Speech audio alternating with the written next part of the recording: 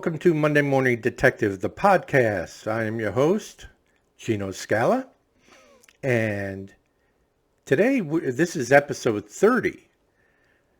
So we are growing in audience, and in fact, we have a sponsor to this show, the Burning Man novel by author Salang Ritchie.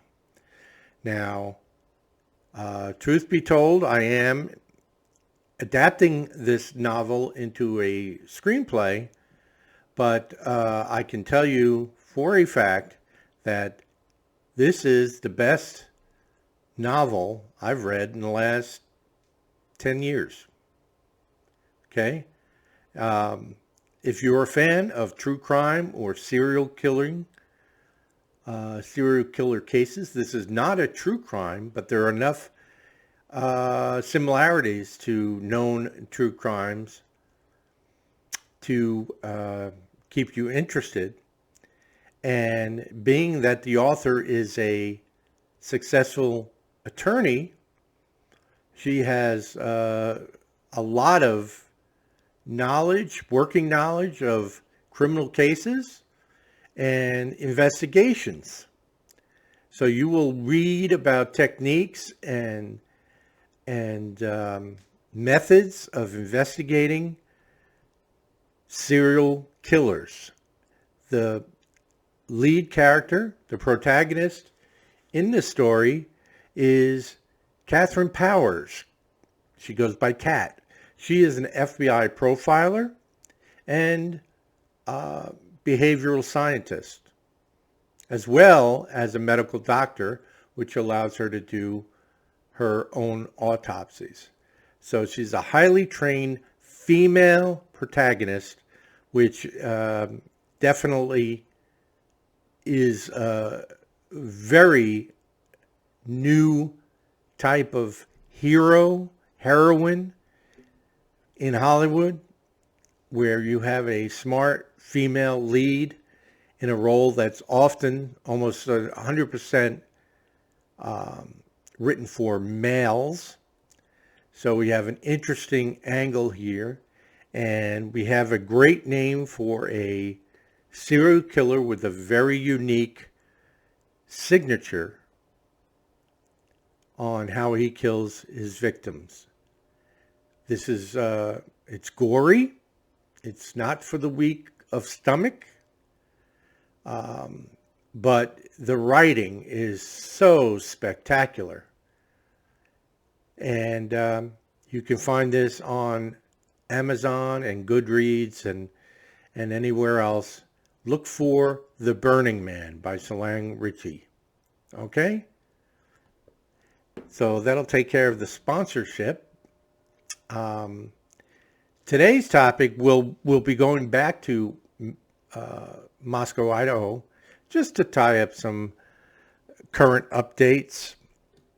Eventually, we'll get away from this case when the daily updates stop coming.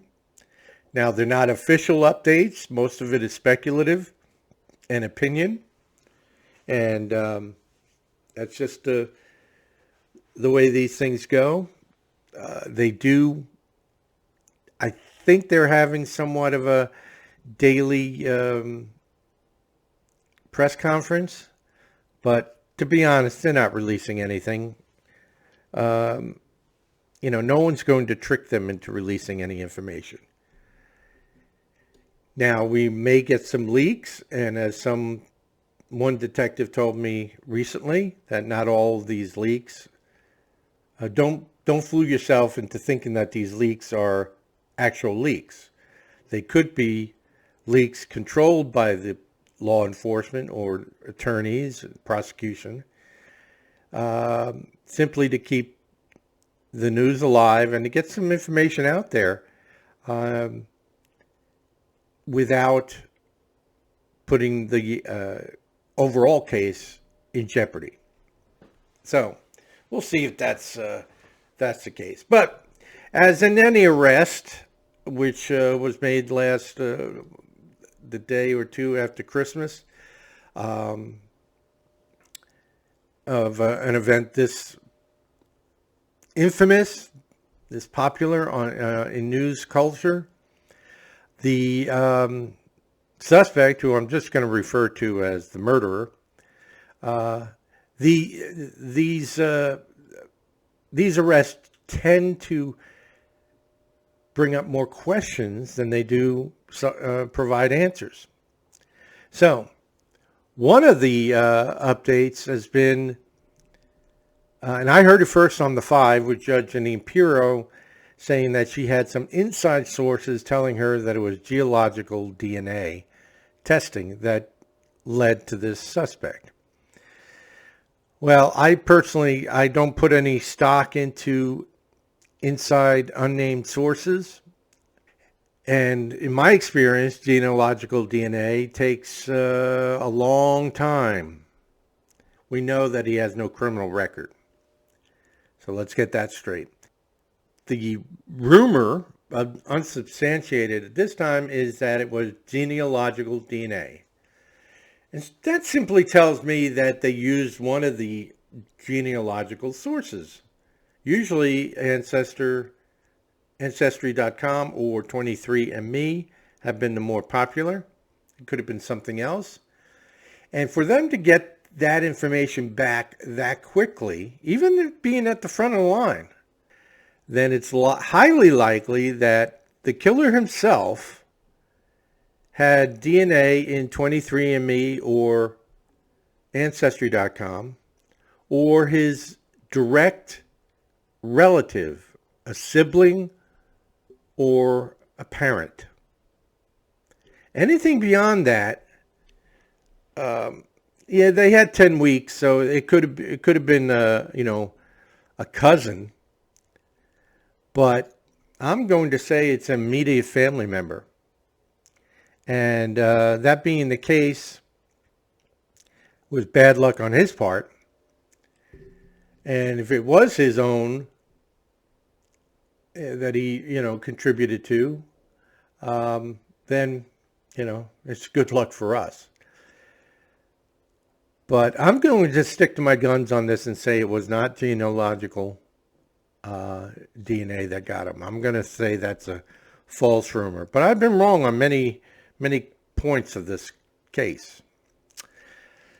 Other questions we have left unanswered are, did he act alone? We believe he did.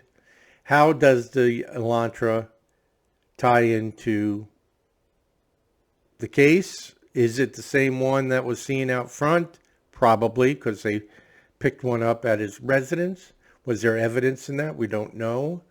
How did they get the information on the Elantra? And, that person turned into a suspect very shortly after. And this is where I went wrong. I didn't think the Elantra had anything to do with the case, but I was wrong.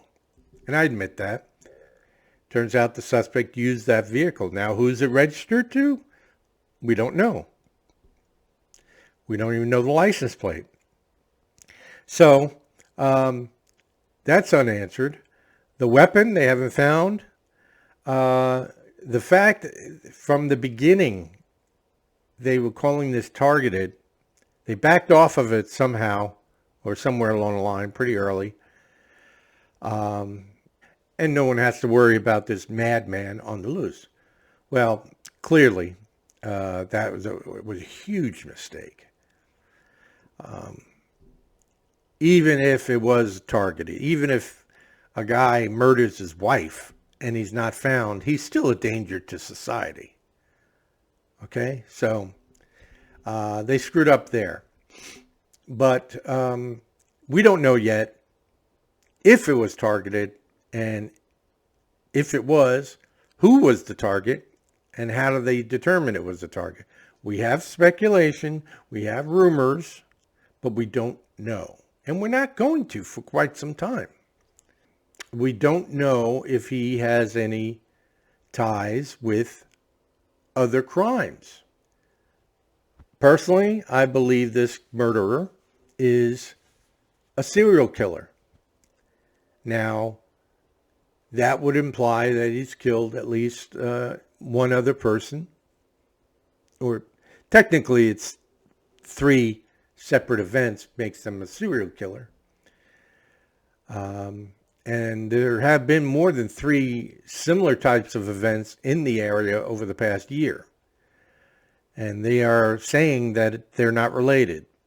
Now, that may change, but I'll put it this way. If this murderer is not considered a serial killer, I will definitely claim that he had all the potential in the world of being a serial killer. He has all the characteristics.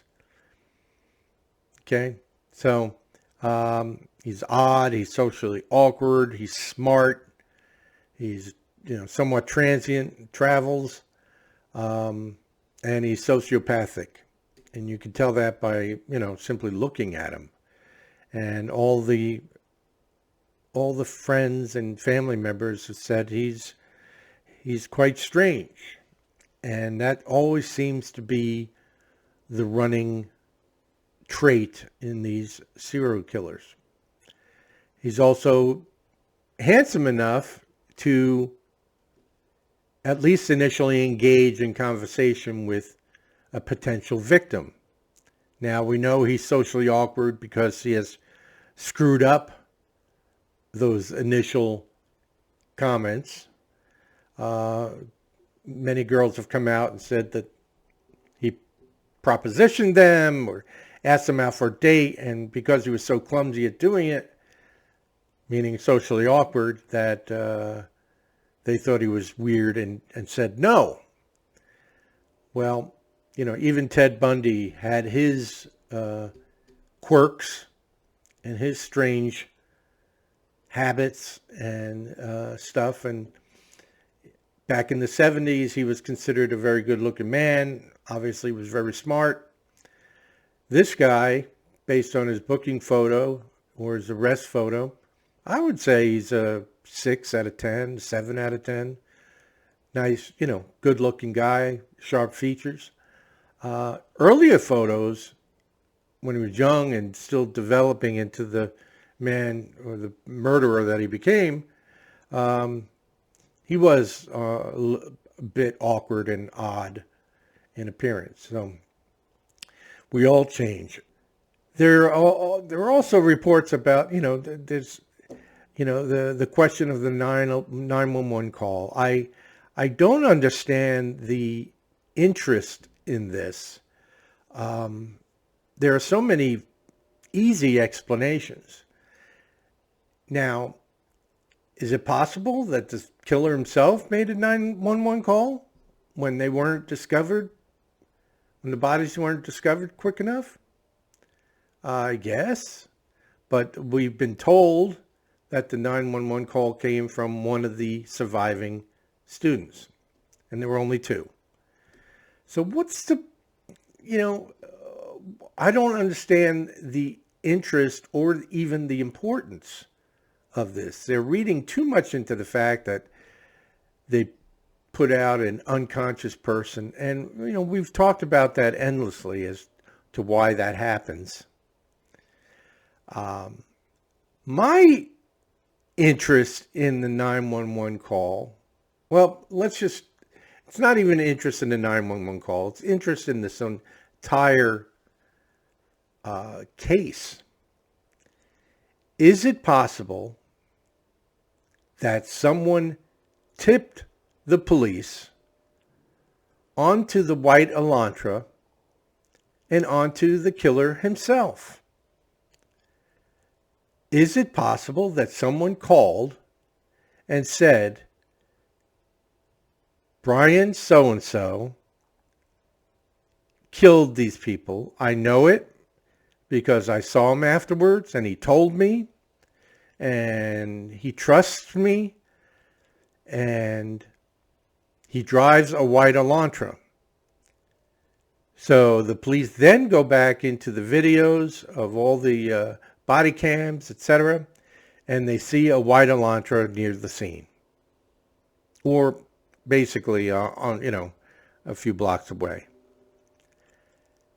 I think ultimately when this all sorts out and we start finding things and it goes to court, I think that's what we're going to find out actually happened.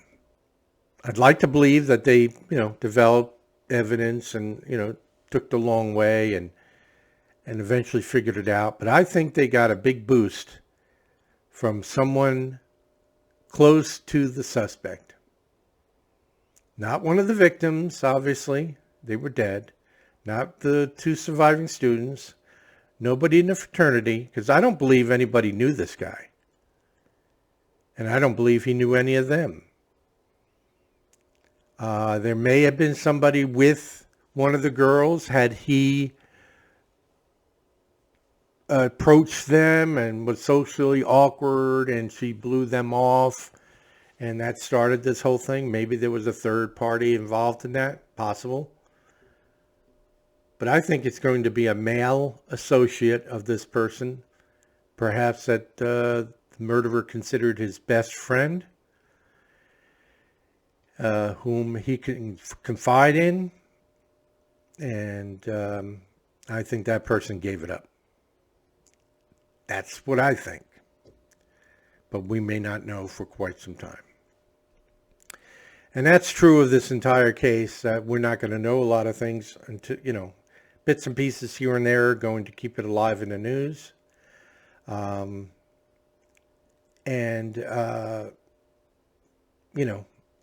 Let's just keep these victims and their families and close friends in our prayers, because this was a horrible, horrible event.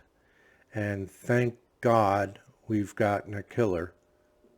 Well, society, police, FBI have gotten the killer off the streets. Now, if we can only follow through with the right kind of justice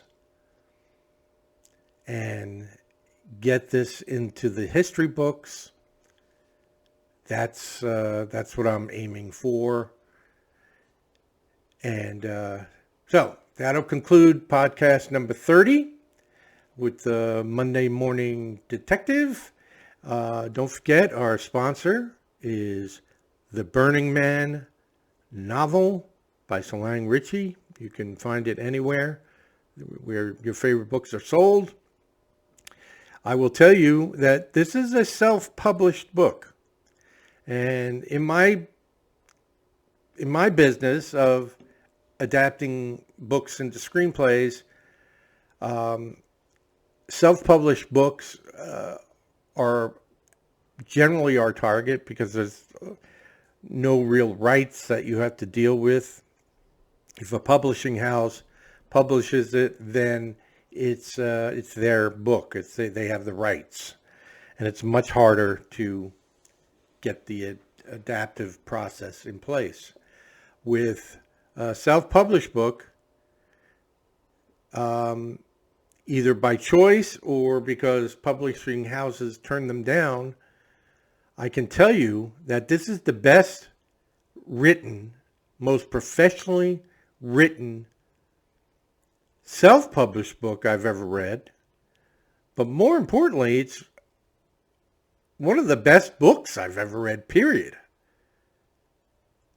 Now, part of the adaptation process is taking 300 pages of a book and reducing it, 300 pages of a book with about 250 words per page, and reducing it to 150 words per page and a 100-page screenplay, and still tell the essential same story. And let me tell you, that meant cutting out many scenes because you really target only a handful of scenes from the book. And that was the hardest thing to do on this project, because the way each sentence was built and developed and processed, it was really exceptional writing. Exceptional. Which is why I'm promoting this book so fiercely. If you are interested in true crime or serial killers, The Burning Man should be your next choice as far as books. It's not a true crime story. It is a fictional story, but it uses enough elements from the more popular true crimes out there, includes it into this case, and you'll notice them fairly quickly. And it creates an entirely new case, a new method of killing, which has never been used before, and a protagonist in Catherine Powers, FBI agent, FBI profiler, medical doctor, medical examiner, a behavioral scientist. I mean, she has all three areas of training, and she is a force to be reckoned with. Plus, she's cool as shit and very attractive, as she's described. So I believe this is going to be the next cinematic heroine in law enforcement in the movies once we get this produced. So that's what I believe. And whoever earns that spot as Cat Powers, I picture Gal Gadot, the Wonder Woman. I picture her as this person. She's close to the right age and physically is described very similarly to how Catherine Powers is described. It may not be who the author had in mind. She may not have had anybody in mind, but this is what I picture. And she is a tough actress. We know she has military experience in Israel. And I picture her as this person. But whoever ends up with this role, it's going to be the role of lifetime, a la James Bond or John Wick or something along those lines. It's going to define their career. So look for this book. I want you to get it and enjoy it. And lastly, if you have an interest in being a guest to talk about another case, this case, or any true crime, perhaps you yourself have been involved with. My network has been opened up by doing this podcast, and I've come to learn many people have lost people close to them through violent crime. And even one was a victim of a serial killer. So it's everybody's fear. It's certainly been my fear for my children. And, it's just something we don't have any control of, but we can do the best we can in protecting ourselves. All right. So that'll do it for episode 30 of Monday Morning Detective. And again, if you have any interest in being a guest, reach out to me and we'll make that happen. Okay? You all have a wonderful day and a happy 2023. Be safe, be smart, and stay healthy. Take care. Bye-bye.